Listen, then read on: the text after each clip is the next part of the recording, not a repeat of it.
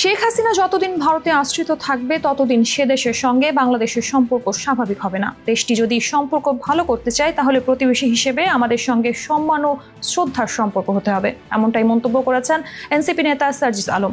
লালমনিরহাট পাটগ্রাম পৌর শহরের চৌরঙ্গি মোড়ে আয়োজিত পথসভায় তিনি এসব কথা বলেন। এ সময় তার সঙ্গে দলের কেন্দ্রীয় ও স্থানীয় নেতারা উপস্থিত ছিলেন।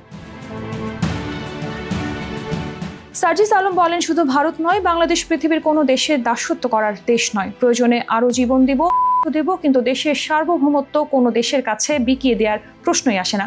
দেশকে নিজের বুক দিয়ে আগলে রাখতে হবে। তিনি বলেন, বিদ্যুৎ প্রকল্পের নামে বাংলাদেশের টাকা লুটপাট করা হয়েছে, আর ভারতের আদানিদের পকেট।